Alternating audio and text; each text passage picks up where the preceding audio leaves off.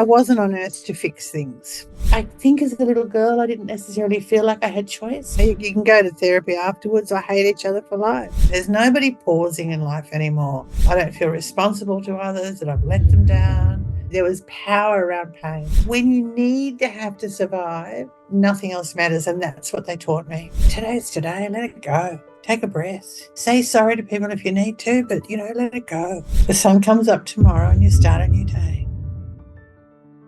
Don't Be Caught Dead, the show bringing stories of death back to life. Here's your host, Catherine Ashton. Denise Love, founder of Life Options with Denise Love, outlines her services as a circle of life doula, birth doula trainer, a hypnotherapist with birth, life, pain and death doula trainer, doulas of the world, and Women's Health Cambodia. Denise explains her philosophy. I am fascinated by the first and last breath. I have been serving dying people for most of my life. I run an in-home hospice or health doula service, and I believe in cost-effective green end-of-life choices. I am comfortable with the choice to die whenever that is, without treatment or people taking their own lives. Now, Denise, not everyone can actually say that they're comfortable or have a philosophy like that. You've been facilitating learning of doulas for the past 18 years in a variety of countries, in both rural and city settings. And to be honest, every doula I've spoken to has actually done training with you. What do you think that people are drawn to your training? What do you think draws them to you? Many people say I create my own website and I manage my own website. And I've had many people do it for free and do it different which ways. And it's just not me. So number one, if their first introduction to me is on my website, they're just hearing Denise. I write the way I speak and I speak the way I write. So I think there's this authenticity of who I am. I'm pretty full on. That attracts some people. But I really don't know. I seem to find the gap in a system, whether it's birth doula or death doula. And I've just written literally a menopause doula. I see something and it just creates in my mind instantly, and I can manifest it, and somehow within 6 weeks I'm teaching the training course. And whatever it is that comes out of my mouth seems to work for most people, from the most conservative older or younger woman through to the most hippy-dippy, beautiful earth goddesses that waltz around the earth. And I think part of my chameleon, being able to fit into most circumstances and feel very comfortable, seems to work for people. And I can be very judgmental in my personal life, but in my professional life, I'm working on that one, but I honestly go to people without expectation. And I think it's felt, whether it's you're in my training course or whether I'm with you and you're telling me you want to take your life and I talk to you about that and say, well, that's really strange and scary, and tell me why and how you're going to do it. And for some reason, it doesn't faze me. It's kind of just in me. I feel like it's just there and people see and hear that. Yeah, it's interesting that you say that, because when I first met you, it was an email that I'd sent you as a courtesy to let you know that you'd been listed as a resource on Beck Lyons' podcast with me. And you kindly invited me along to one of your training sessions in Melbourne.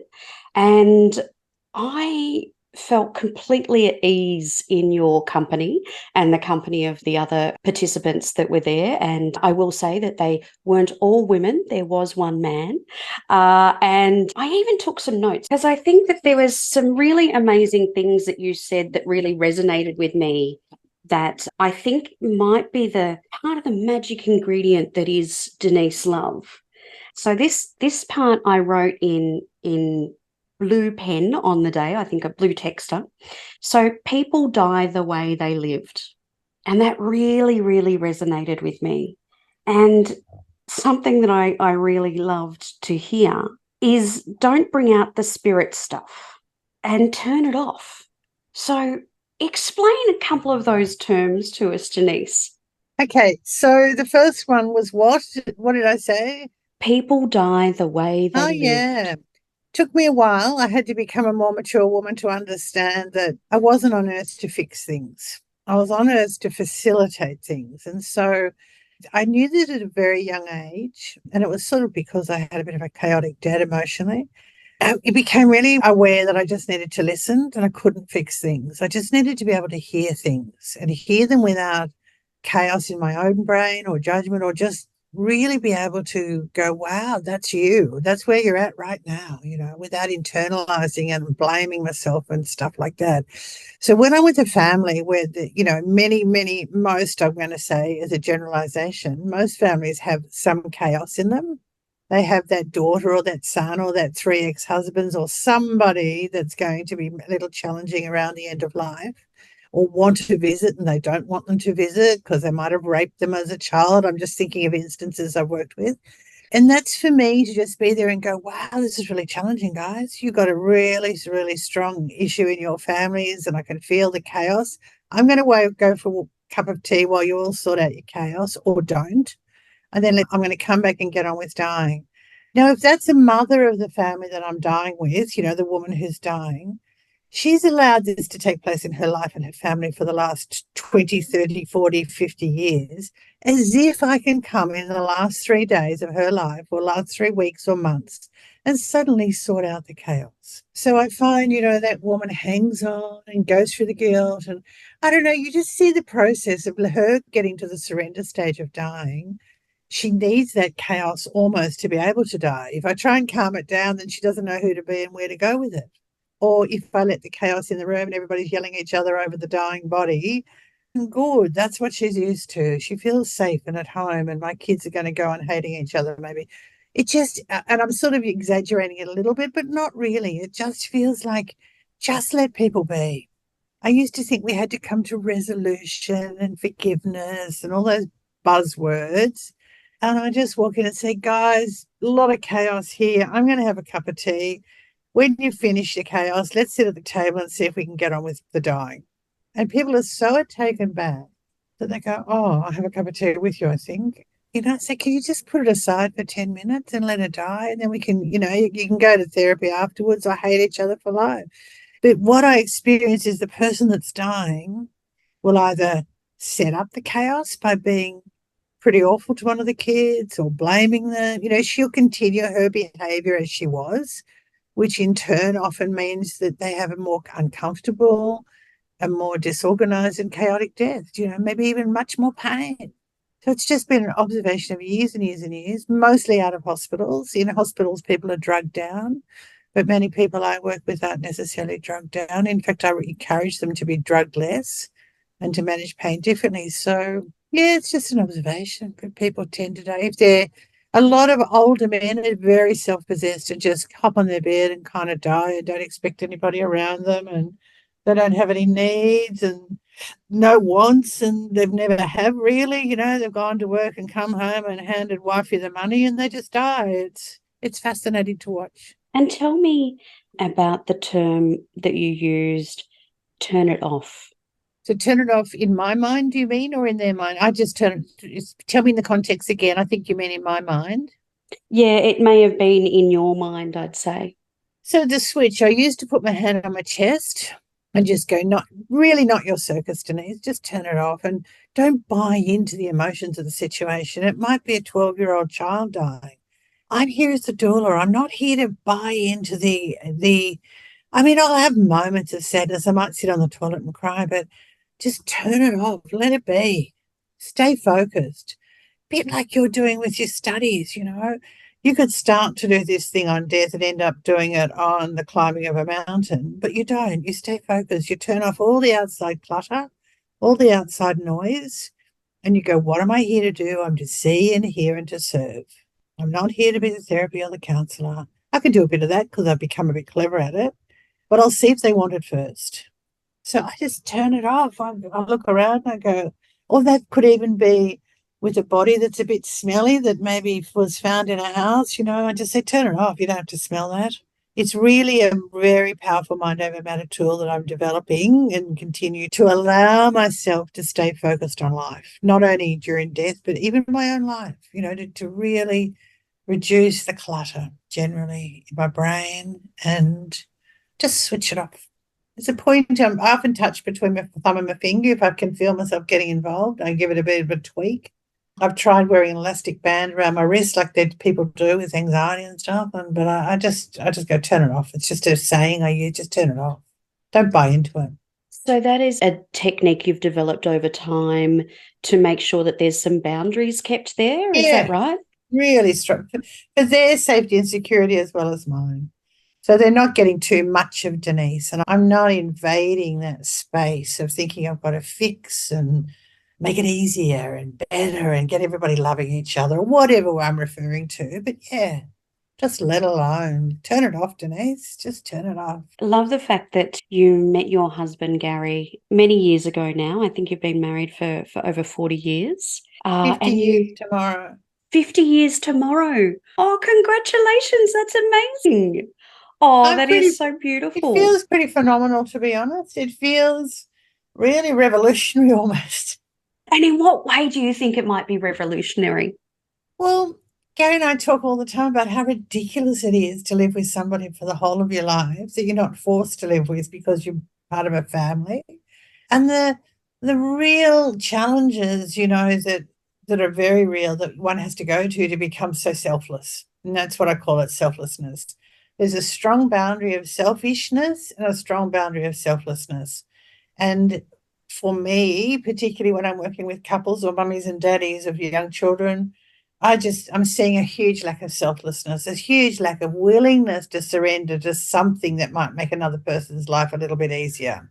And yeah, I think it's monumental what one has to go to at an emotional, physical, and spiritual level to decide to stay in a relationship that's honorable, that's honest, and to reach that level of honesty that you can say things quickly that might hurt, but you need to be heard, you know?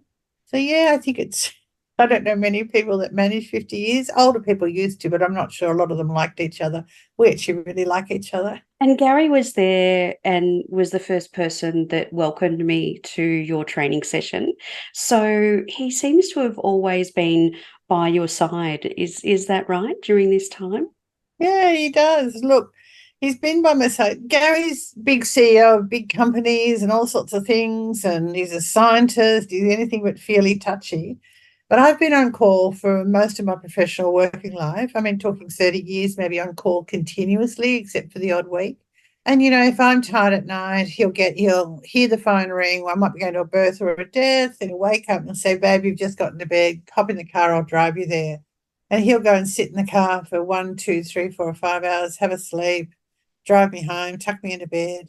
And so he does sit in on all, since he's retired, he sits in all my face-to-face courses. And until recently, he would facilitate the cups of tea and all of that. But every time I'm doing it, I say to him, babe, you must be over this. He said, you know what, I'm not. I hear something new every time I come. And he's a little bit spellbound by what you walked into, you know, just that safe space of sitting, talking about particularly but he sits in on birth courses as well, but the beginning, like they're really important issues in life that rarely even get mentioned. And so, yeah, he's just there and he really loves it. He does all the marketing now. He runs the business sort of stuff and I write the programs. And I think it's that thing that you're talking about where we very much honour each other's professionalism and what we do, and we want to be part of it. We like it. We enjoy it. And you've obviously had that ability to allow each other to grow within the relationship over that 50 years that you're celebrating tomorrow, because you only married him after 12 weeks of knowing him. The night I met him, I thought, I don't know. I mean, I was traveling Australia in a combi van and he was off to Germany and been a hitchhiker around Australia. And we sat the first night saying, who would get married? Why on earth would you do it to yourself? And yet I'm sitting there thinking, while I'm saying that, I think I'm going to marry you. And, you know, we both said that night and said we'd never get married. And somehow 12 weeks later, we just couldn't not get married. And I can't, it's a spiritual thing. I can't, it's like a declaration to each other. You know, I talk with people all the time. I say, but I'm in a relationship and we're committed. I say, for me, there was something that stood when I said my vows and thought, I have to honour this. This is what I'm going to do. And this is part of my life's purpose, is to work out the depths you have to go to have a relationship that's so meaningful. It's an honest, I mean, not for any other spiritual reason other than myself. I will do everything that I can to honour this relationship, to make it worthy, truthful and honest. It's interesting that you say that, because I was with my now husband for 10 years before we got married, and we had our son who was 2 at the time at our wedding, and it did feel different. It felt like quite an amazing, I suppose, rite of passage or something, to actually go through a ceremony that we declared our love for each other in front of people. There was something that was in that we hadn't actually experienced or made that level of commitment to each other, even though we'd had a son together. Which is sort of a bigger commitment in some ways. Yeah, it is. But it's an essence, it's a personal, it's something deep inside. It's very hard to describe, isn't it? And look, I'm looking at all these kids, I'm going to call them, having these expensive weddings. Gary and I didn't have any special clothes. We flew home from Germany, stood in a ceremony, out by the ocean. And it did happen to be in a beautiful little tiny chapel on the hospital grounds where I'd lived as a nurse. And it was a phenomenal experience. And what we're doing tomorrow is just going out and sitting there on the rocks and talking. Everybody's saying, aren't you having a big party? I didn't need a big wedding and I don't need a big party. I need him. I just need to experience what we've achieved as a couple. But yeah, you've got it. You can't describe whatever it is you stood in front of your friends or family and said, I will love you. I will find a pathway to love. Now, if the person doesn't love you back, you can't always achieve it. But I was willing to give what I could give to be loved and love him. And it is such a personal experience that each one has to, do what's right for them. But something that is interesting about your relationship with Gary, that you mentioned during the training session, that I thought was very amazing, and I'm not sure how tolerant my husband would have been if I'd actually put him in the same situation. But I believe that you made a phone call to him when you were overseas about your future and what that was going to look like. Do you want to explain that a little bit, Denise? Sure. So when I was a little girl and I first became aware that African people were dying, Bangladesh, all sorts of things, I sat at my dining room table, I think I was 12, and just said to my family, who we had little, we didn't have much. If everybody in the world gave up half of everything they had, there'd be no hungry people in the world. And I get these idealisms that, for me, have to be real. I think them through. They're not just wild ideas. So I sat around for a long, long time, and Gary and I worked hard and we lived well, and I was given the opportunity and asked to bring kindness to Cambodia. And I knew that somehow, and it was particularly relating to women's health, mummies and babies. And I know that if we can keep women healthy during pregnancy, we can end up with women who are functioning human beings. It's kind of like a bit of a mission of mine to keep people well, and particularly women spiritually well as much as physically, which is why I'm writing a menopause course now. But I was just, Carrie was in Bangkok, we were over there doing some work. And I rang him from a village in Cambodia and said, babe, we've talked about people giving half of everything they own. I've got an opportunity to open a women's health centre in Cambodia. I'm going to need money. Are you up for it? He said, sure, babe.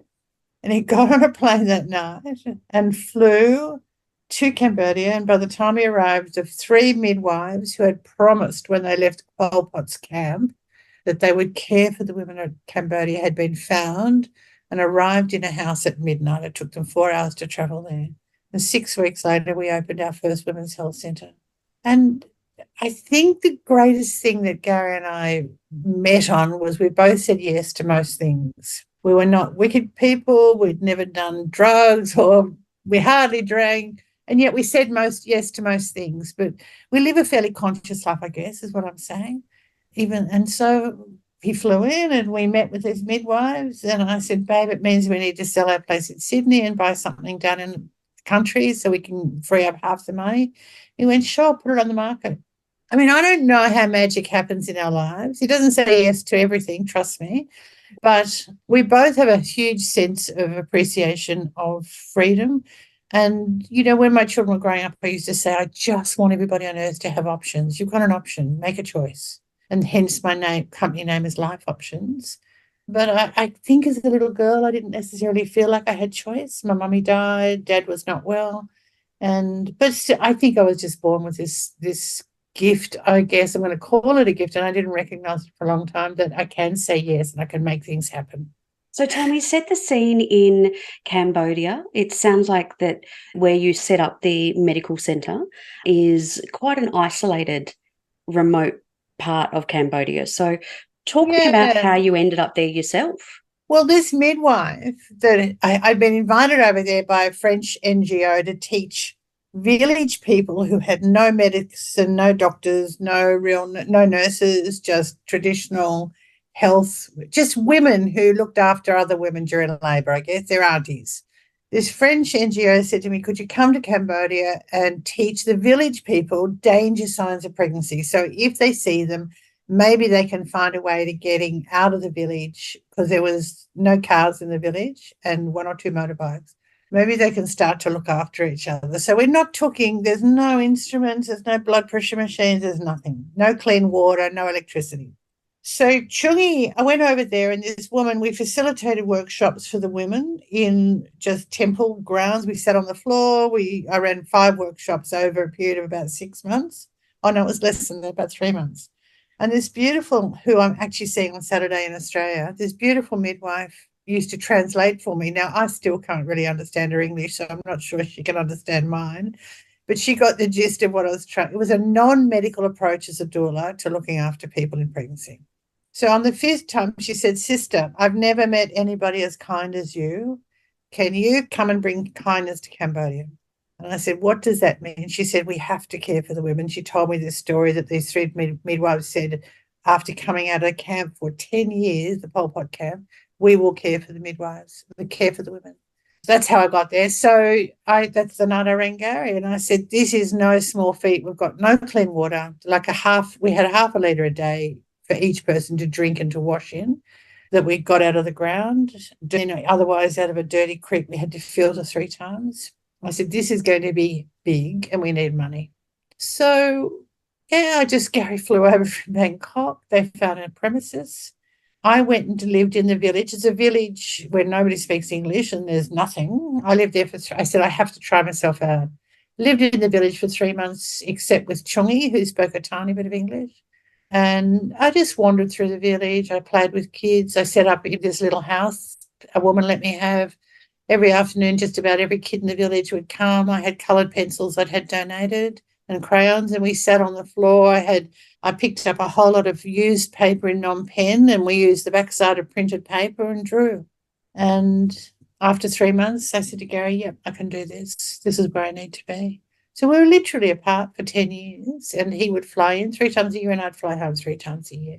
And he reduced his lifestyle down to next to nothing, no extras, just 3 meals a day. And we began a campaign where I raised $100,000 a year just through donations, mostly from Australian people. Little old pensioners giving me $10 out of their pension. And we ran it on our money set out. And the midwives of Australia, we've got 7 tuk-tuk ambulances now that we can get people to non-pen. The midwives all raised money. Volunteers came for you've got to come for 3 months. It's 2.5 hours at a non-pen and it's remote. And people just die. I've got no medicine to save people. So babies die, children die, adults die. Full malaria, dengue fever, the whole shebang. Now I look back. We just went back a few weeks ago, but I don't know where I got the capacity to do that, but I had to do it. It was compelling. I was 60. The 3 midwives I set up with were all 60 years old. And that's how I got to be there. And how many years has this been running for, Denise? Well, it's now COVID hit and I came back. And so it's been 14 years now. And tell me, you've now got 7 tuk-tuk ambulances. And what other changes have happened in the village? So we've got about 7 little schools with no curriculum, no. We've got tiny little bits of charcoal boards that we write on a little bit with chalk. We don't introduce anything into the village that can't be sustainable or afforded by everybody. We built well. We've got a well between every 3 houses for clean water. We've got toilets, a toilet between 3 houses. composting toilets. People donated $50 and the village built them, and, I got it all. There's a beautiful book called Where There Is No Doctor, and there's offshoots of that. So from all the developing countries, they've put together the information, which I was lucky enough to find. So we worked out which toilets to build. So we've got sanitation, which means our children aren't dying. When I went there, 40% of the children didn't make it to age 2, just through dirty water. And now they all live. We've got schools. I support 3 hospitals. I bring doctors and nurses over to train staff in hospital to do civil surgery. And when I say hospitals, I mean lean-to buildings that is somebody called a doctor who might have done 3 months training somewhere. But look, that's been a huge shift. But COVID's come in and given me huge challenges. We need to do a reassessment on where we're at and restart, basically. Most of my paid staff, I gave them their tuk-tuks if they were using them as ambulances. We had a bus. We used to go village to village with a midwife, a teacher, some other staff to build toilets. And we'd go on the road and we'd go around and stay for a couple of nights in each village and give them some skills. So it's 14 years. I don't know where it's at right now. As with everything else on earth, COVID's changed everything. Most of my paid staff are now in other jobs with other NGOs, and they're just so grateful that they developed the skills with me. My teachers were 15-year-old boys who came and said, I'll be your teacher. I said, perfect. When do we start? So I didn't go with a vision of what I wanted to do. I went with a village-led concept of what a teacher, and that boy had been a monk for a long time and he'd learnt English. And he came out of the monkhood and he'd only been out about 8 months, and he said, I don't know what to do with myself. I have English. Can I teach for you? He ended up setting up in a village, a little bit of a town. We ran a computer. I got all these computers from Australia and took them over. DHL transports container loads for me for free of backpacks full of stuff. It just grew. It just was phenomenal. And the people in Australia got behind me, but somehow there's something about whatever that thing is that people believe in me, it works. And I think it's authenticity. I volunteer full-time, 24/7, on call in Cambodia for 10 years. And people kept saying, but who pays you? I said, no, I sold my house and, I lived on $20 a week. So, yeah, and I love beautiful things. You've been to my home. I don't live poorly. I just moderate my lifestyle to be able to. And I keep working. I'm 73 and I'm still working. And what do you think is a good quality in a person that's in that sort of environment that, you had the boy who was a monk who, then decided to give back to the community. What sort of qualities did you think that was in that community that made that work and made that generosity happen, do you think? Okay, so let's go back to how I ended up in that village. So Chungi, this midwife, she said to me, sister, we have to go and work in the villages. And I said, well, I want to know where the best, most organised village is. And she said, no, sister, we have to go to the poorest, most under-resourced village. I said, but that's why they're poor and under-resourced. They're not motivated. Take me to the best village. I don't know how I got that idea. Do you know what I mean? I didn't think about it. So we ended up in a highly motivated village where that kind of, when you village chief and your chief number 2 have held it together somehow and grow enough rice for 3/4 of the year at least, and then they all run out.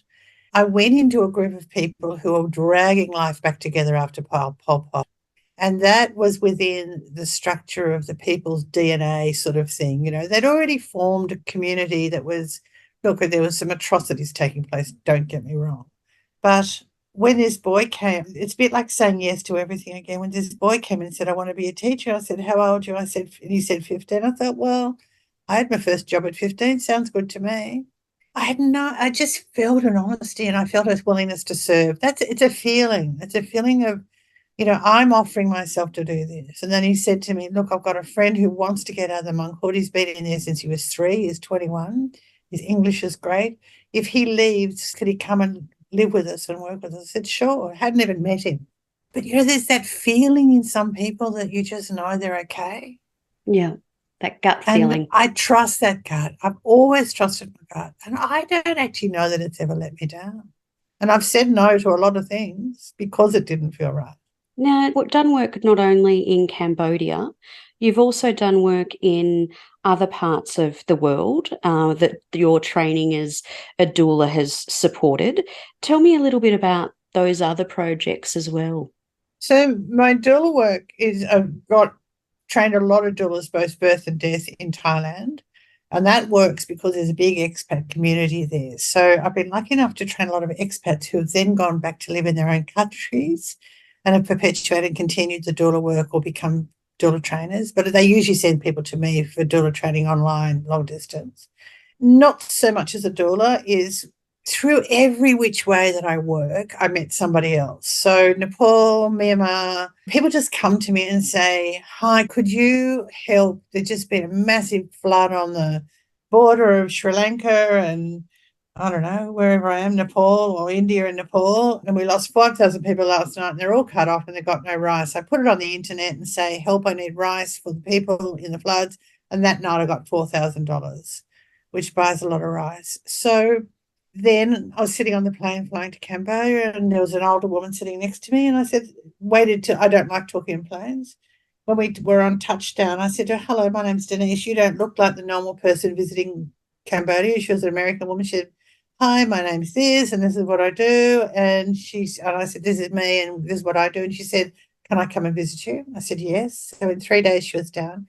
She was a 70-year-old woman who was establishing a leadership program for women through universities, a volunteer situation. So Gary and I have been to China and Nepal, and we opened up in Nepal, we opened the Leadership for Women program. And this was a 70-year-old woman starting something new, and I was so inspired by that. Myanmar, we've built dwellings for when the army's been bombing villages and we end up with 50 kids without a roof over their heads because they've killed all their parents. Gary crossed the river illegally and we helped them gather themselves emotionally, and we built, a dwelling for 50 children to sleep under. It's got no walls, but at least it was a roof inside. I don't know how we meet the people, but once again I say yes. And then I said to Gary, well, how are we going to do it this time? And he said, well, you get the money, I'll cross the river illegally against gunfire, basically, and we'll make it happen. And look, I think you've met Gary. We don't appear like that courageous, outrageous people. We just say yes. And I feel like I'm protected in that. We're not trying to prove anything to anybody. And most people don't even know we're doing it, except for the people who donate. I just say, I need a dwelling. I've got 50 kids, nowhere to live. Their parents have been murdered last night.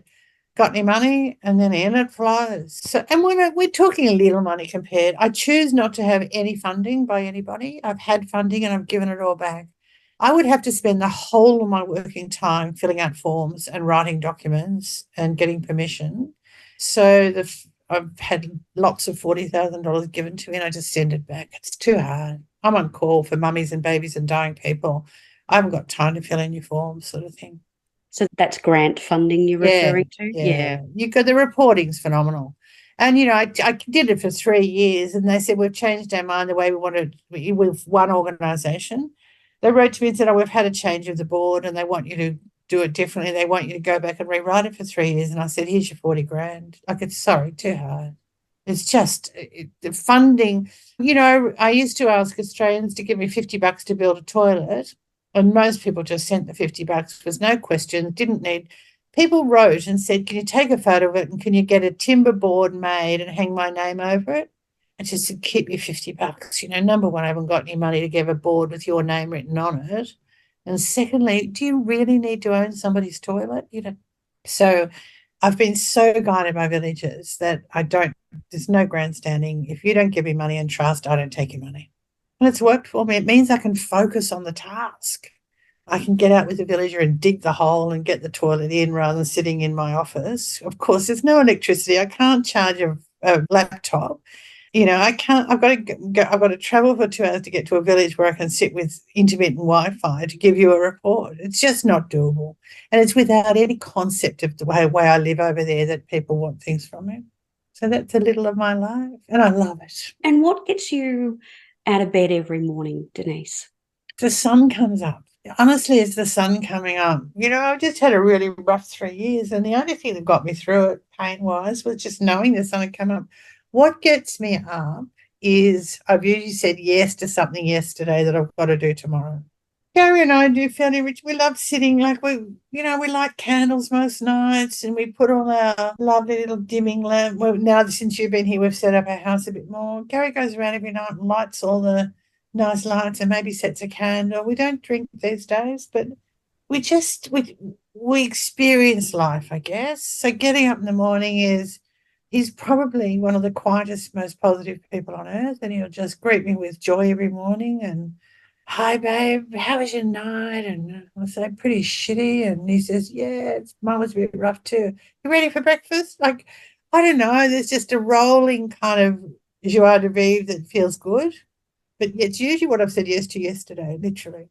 And do you think also that it was the exposure that you've had in those villages where there is very little, and you're seeing emotions and actions on a very base level, almost a primitive level to a degree, in relation to birth, death, the cycle of life?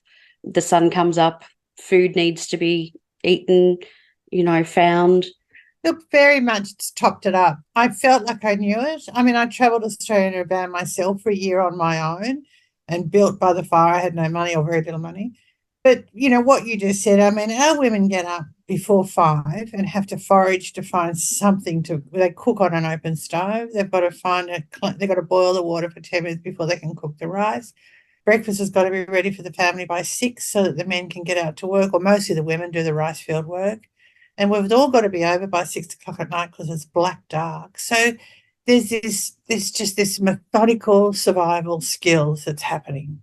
And in a way, I think early childhood for me was, I had a mummy and a daddy, and daddy was disturbed post Second World War, and then my mum died. But I always felt injustice in the world, and I was never okay with it. When I'd see that person being bullied, or I'd see a poor person on the street, I'd think, wow, I could make a sandwich for them.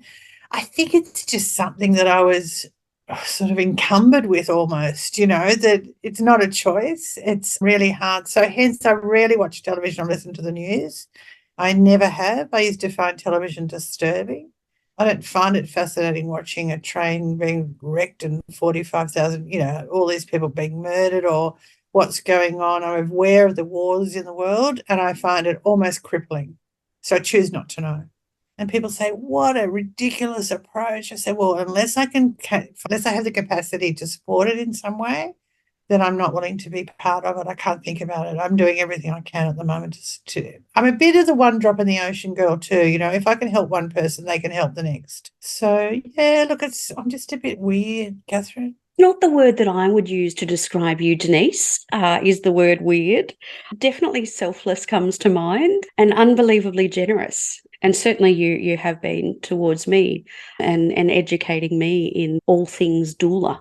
And is there something about, living a life that is, according to when sun's up and then sun's down? Is it putting you more in rhythm to the natural cycle and seasonal changes of everyday life that perhaps we actually miss with our screens of all different types, and our cars and our heaters that we could turn on and our lights that we can switch on and off? Look, I think it's all of those things. My natural body rhythm, I'm not a really morning person, but I like to wake up to see the sun come up, but I don't function for another hour or two. There is no doubt that my body intuitively would rather work in rhythm. I'd rather eat in season. I'd rather work with the time. People keep talking about daylight saving. I think it's the light comes up and the light goes down. I don't care what the clock says. I don't know what you're talking about. So my body intuitively is driven very much. I feel like I'm very much an ocean girl, the waves, the flow, ebb of life. As a nurse, I've had to live in a very structured society often, and bells ringing and doing what you've got to do and going to shifts and things. But I intuitively prefer to be rhythmic. And it's interesting you should say that, because I just think I mentioned I'm writing a menopause program, and the key thing that keeps coming in, put the pause in. There's nobody pausing in life anymore. Pause at night. Just switch off. Just sit quietly and go out on the veranda or go out in the backyard, sit in a chair and look at the sky. And I learned to do that in Cambodia. I had no entertainment except for the stars. It was black. But I think we don't pause in life. We don't sit and have our lunch on our own in silence, or a lot of people don't. They don't sit with their cup of coffee in the morning and have a look in it and go, wow, that's dark brown today. We're not observing just our practices and our existence. And I've naturally do it a lot. I don't set out to be ritualistic, and I'm anything but in lots of ways, but I'm quite good at pausing. And when I'm exhausted, I can just cancel everything and stop. I don't feel responsible to others that I've let them down. I just need to stop. So I think, if we could just be in the day, wake up and think, okay, what am I doing today? Nothing preferably, a whole lot, get out of bed and go and do it. So I can be very motivated and I can be very still and quiet as well. Now, I know you've had some health concerns over the last few years. Do you think that ability to put in that hard and fast rule of no, I just need to stop, is actually driven by that, whereas perhaps before you had health concerns, you may have pushed through? Look, I know that the year before I got really unwell, I said to Gary, I need to come home. I'm done. I'm emotionally done. I'm physically done. And then I took too long. It was October one year, and I came home the October before COVID. I felt like I had to wind things up, which is the first time I haven't listened to my body. So it definitely had an impact on who I was and what was going on. And it was, it manifested itself in pain of all sorts. But the skills I learned in the village of being on my own, silent, quiet, even though I might get called out for a birth of a child or somebody had cut their head open, because I was doing general nursing as well, I have the capacity to just shut down. So when I needed to shut down and be with my pain, I was very able to do it. I happen to be a hypnotherapist as well. So, I'm not a heavily practicing yogi, but I do it all. I use my breath a lot. And I learnt that a long time ago. Just, when I was overwhelmed and exhausted in life, I'd just go and lie on the bed and do 10 breaths and tell myself you're going to be okay. And getting through being a mum, and all of that stuff, I go, oh my God, I've just got to get out of here and go and lie on the bed and do 10 breaths. And my kids still talk about that. My kids are sort of mid-40s, and they say, oh, Mum, it was so, we remember that you just say, get out of my face, I'm going to go and breathe. And I learned it in a workshop 100 years ago working with family planning. It's interesting because when I went and did a 16-week pain management course at the Vic Rehab Centre, and it really did bring it back to basics such as gentle movement, breathing, pacing, and really just being in the moment and not pushing through. And it sounds simple, but it's not. It's not easy to do at all. But it was really the sort of things that I have stuck with me now with managing my pain is those simple things that you're mentioning, is the breathing. Absolutely. The breath gets me through 90% of everything.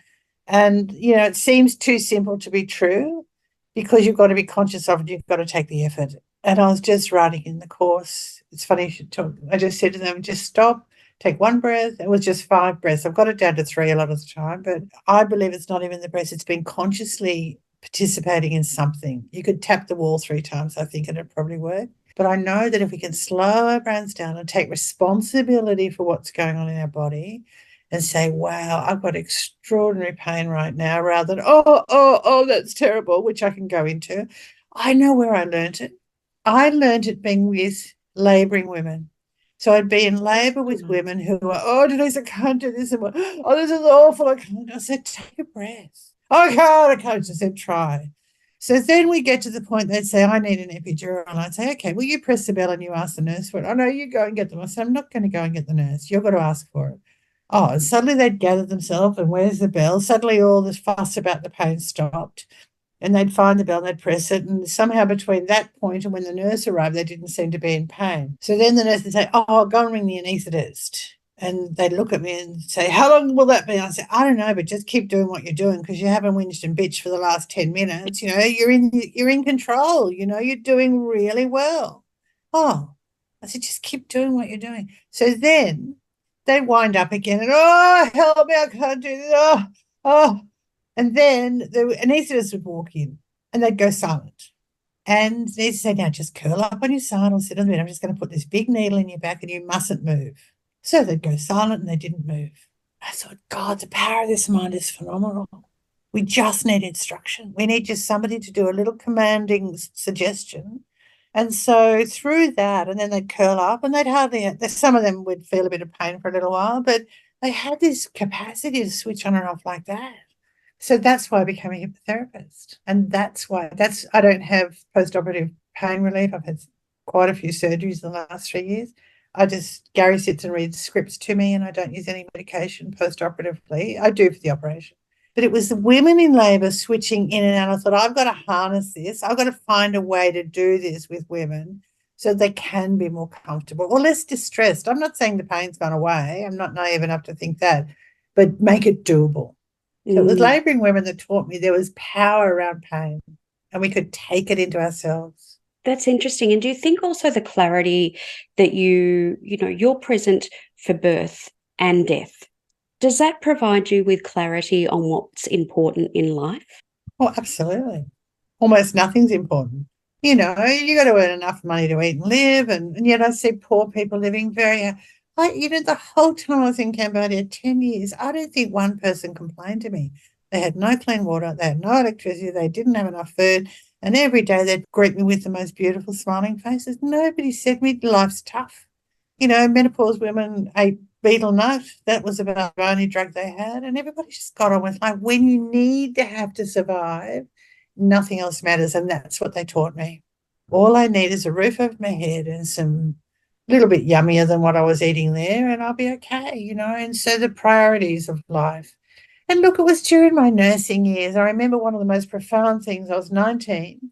I was working in intensive care unit, and a 19-year-old boy just had a motorbike accident and came in and died. And I thought, holy shit, you better get on with life, Denise. It could be tomorrow, because I was riding a motorbike.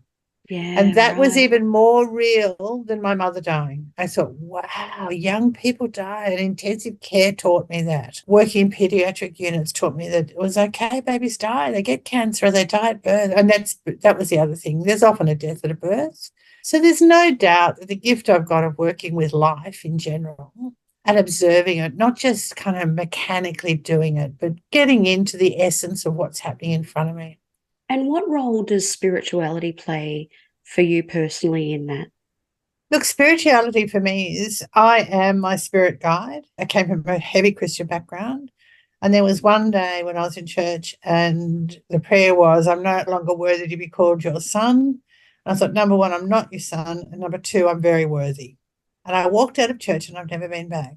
And I took what I used to put out in prayer, and I'm talking when I was 40 and I'm 73, I realized that I had the power within me. I had to ask the questions for myself. When I asked for guidance, I had to ask it for myself.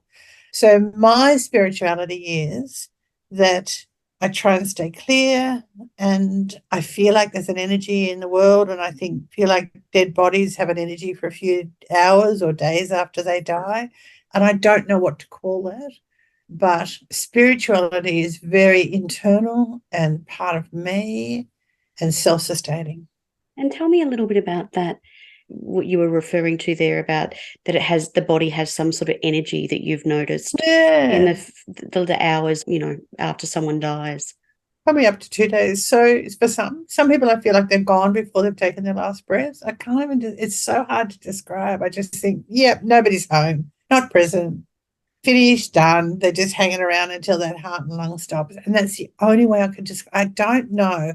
I don't hear voices. I don't see visions. I don't have spirit talking to me. I'm not lucky enough, if that's a gift, to experience any of that. And what I say to people say to me all the time, oh, Denise, you must be able to hear. Look, life is busy enough. I don't need to have people talking to me from the other side. Do you know what I mean? I find this world is busy enough. So then there's a time of death. And then there's a quietening. And even before I read it in the books, I used to go and open a window or a door without even realizing. I often go and stand and look out the window, and sometimes I just open the window and I don't know why. And people give me explanations why, but I try not to have a philosophy or a theory because it's different for everybody. And sometimes, the funeral director will come and pick up a body maybe 8 hours later. I think, I don't think they're ready to go yet. I'd love to just keep them for a little bit longer. I don't say it out loud. I talk to the body usually afterwards and say, you know what, you're dead now. Your heart stopped beating, your lungs have stopped breathing. You do whatever you need to do. I'm willing to accept every possible realm of possibility that might take place after that last breath. So I want to facilitate everybody's body to be able to do whatever it feels like it needs to do in life, because they're still on earth, so I call it life. I've had bodies at home for a couple of days. At the end of the 2 days, I say to the family, without even thinking about it, I say, I think we're done here. I think, you can let him go if you're ready. Never felt it beyond about 2 days, but I feel like if you think about that body, even the decomposition, like I didn't think about bodies. I mean, we've got bacteria right throughout our gut and our tummy, and it's still living. It doesn't die when we die. So there's some sort of energy taking place. That's what decomposition is. But you've got all the bugs in your tummy taking place, and that's where the smells first come from. And so, yeah, I just feel like everything needs a little bit of time to finish, whatever finish on earth is. And it could be a spiritual realm, it could be spirit leaving body. I don't know, and I choose not to know.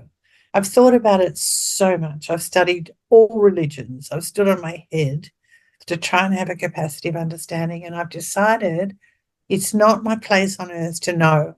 I'll know when I'm dead. And what is the quietening that you referred to that you've read about in books? Yeah, look, from when I started this work, there was Kubler-Ross and about 3 other people that talked about death full stop. There was not much information out there. Whereas now the research says the body goes on living for 2 hours and the body goes quiet, the body does this, but it's people philosophizing, selling books, I think. People get quiet before they die, and then they get very quiet, and then after death, there's just this, everything just feels quiet. There's that pause again. There's just, everybody's breathing a bit easier, even in the room. There's nothing radiating out of that body that's lying in front of me. I'm usually breathing a bit shallowly if I bother to notice, and there's just this energy shift of quietness. And that way things can happen. We can integrate the feelings. We can, if somebody's howling, lying everybody, I say, have a really good cry, and then just sit back on your chair and just go quiet for a minute. And once again, it's that once you give people a little bit of instruction, they go, oh, am I allowed to sit back and not cry anymore? It's sort of like, nobody's guiding us. I mean, I sometimes feel like a spirit guide, that's guiding another person's spirit into just being able to be.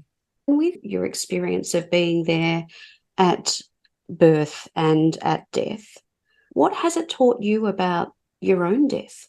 Yeah, look, being at birth with the first breath, which isn't always there, and it takes some time to come.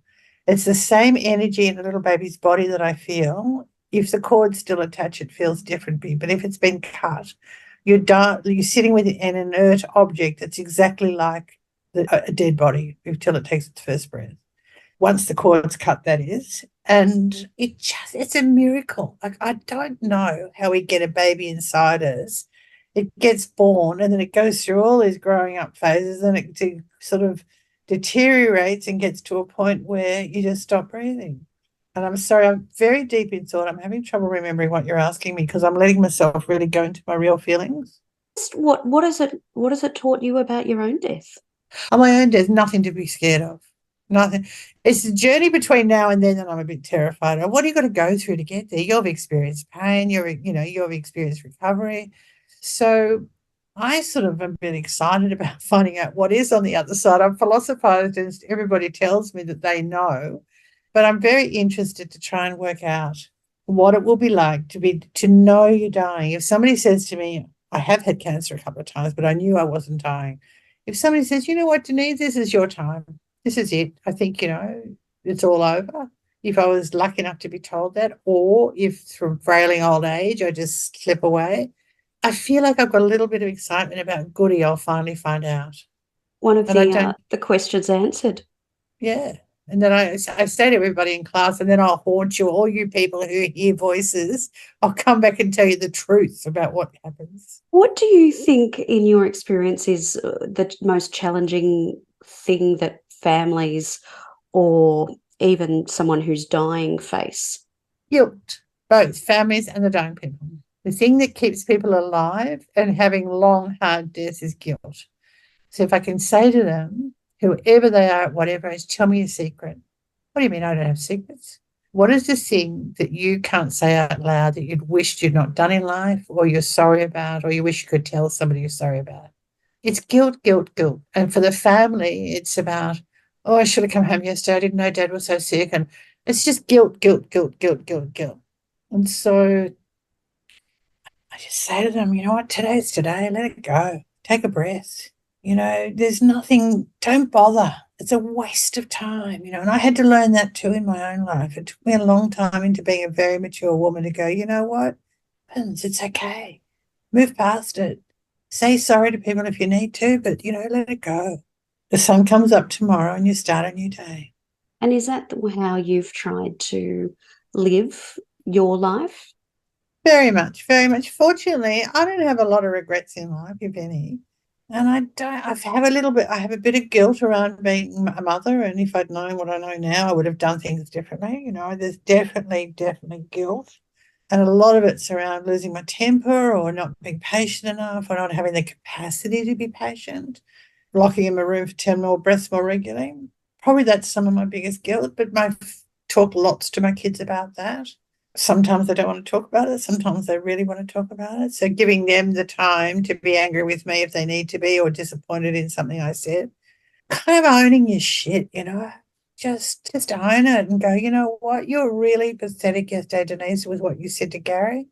Get out there and say, sorry, I was really out of control yesterday and I'm sorry if I hurt you and let me know if it's okay. You just own it, just be with it and so then, people say, well, that's just copping out of guilt. I say, but there's nothing to be guilty about. He can choose to not accept my apology and I don't mind that. That's fine. He doesn't have to tell me I'm okay, but I just want him to know I was out of line and I recognise that. There's something in that about the fact that you are happy to put it out there and acknowledge your own behaviour, and it's not dependent on someone else's response on that behaviour. That's a big when you thing. own it. That's when you really, and that's the freedom of life, I call it. When you can finally go, I'm not perfect. I've got foibles. I've been unfair. I've been unjust. I've been hurtful.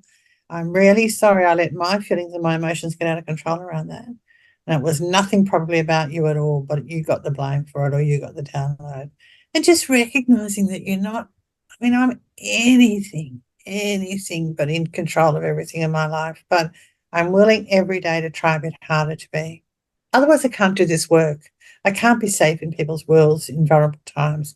Doulas have to take responsibility. And a big part of the 10-week training course is personal growth. So I step people through their processes and we have to say, yep, I'm willing to own it at the end. And of course, it's a lifelong mission to keep doing that. But that's the biggest part of the doula training. I'd believe that. And do you have any advice or even encouragement for people who are actually sort of thinking about a time where they may be facing a terminal illness or when someone close to them might be? Yeah, look, first of all is get the actual facts. It's too often doctors dish out words and sayings or, talk to yourself. Get the facts from the medicos and then sit down. And the first thing I say to people is, I say to them, are you living or dying? So I say, when you get your terminal illness diagnosis, sit down and decide what you want to do. I don't believe in fighting cancer or any of those words that are being used. Are you ready for this illness to take over your body, or do you want to put in place something deep within you that might support you in getting well? I've got no magic wands. I can't tell people I can get them well. I read things on the internet and, this will cure you of cancer. Cure comes from within. And so, do you want to die? Is it time? And so many people say, yeah, Denise, it is. I'm done. I'm okay with it, but nobody asks them. They say, thanks for asking. I didn't even think about it. So when you get your diagnosis, sit down, take even before you say yes to chemo or have your first chemo treatment or radio or surgery, just even if it's one night, sit with yourself, preferably under the moon, and just say to yourself, what are my needs and wants around this? Do I want to live or die? People sort of fall over. They say, I can't do that. I don't know how to do it. I said, just try it. Sit under the moon and say to yourself, do you want to live or die? Because the answer comes up. No matter how suppressed you've been, most people will, they'll say to me, I don't ever say, did you do it? I don't check up on people ever. But so many people will say to me a week later, wow, I did that thing. I'm happy to have chemo. I'm going to work with getting well. So it's work with getting well. It's all the terminology that I use. because not everybody got the capacity to heal themselves and be, revolutionaries and get rid of multiple cancers in their body, But I say you've got a right to make a choice. Or would you rather just curl up and die, probably be dead in 8 weeks without all the fuss? Yep, I'll do that one. Thank you. Thank you for helping decide. So it's just being really clear. And I say to people, why do you think you got cancer? I often think our autoimmune systems are knocked around because of huge stresses in our lives. And I say, are you willing to give up all the stress? Are you willing? Most doctors retire when they get a cancer diagnosis and get on with living. And they often live way beyond their diagnosis. So are you willing to try the pause again, I guess? Are you willing to give up everything that you're doing now because that's not working for you, it seems? You got cancer. Would you like to try a simple life? Maybe eat seasonally and just be well. Oh, I can't be well, I've got cancer, so we'll try it. And, by bringing it down to no special this diet or that diet or this, or you've got to drink. I had a beautiful midwife. She drank urine, for God's sake, for 2 weeks and went on a water fast for 30 days and still died in the documented 8 weeks. There's nobody ever lived out this brain cancer. She could have been at home with her 5 children having a ball, Anyway. But, guidance wasn't there till too late. She didn't reach out to find somebody who knew something. Look, to be really honest with you, Catherine, there's not many people who have my experience, across cultures and with no doctors around. So I have the lucky gift of being able to pull some information out of my head that is different to most people in Western cultures. And it's just my gift that I want to share with everybody. Hence, I said to you, do you want to come? Do you want to come to the cause? I just try and expose everybody to a little bit of information. And I can't thank you enough for sharing what's in your head and a little bit of your experience with us all today. Thanks, Catherine. I look forward to talk to you some other time. Oh, we certainly shall. Thank you so much. A pleasure and a joy. Bye-bye now. Don't be caught dead forgetting to subscribe. And here are some more videos we know you'll love.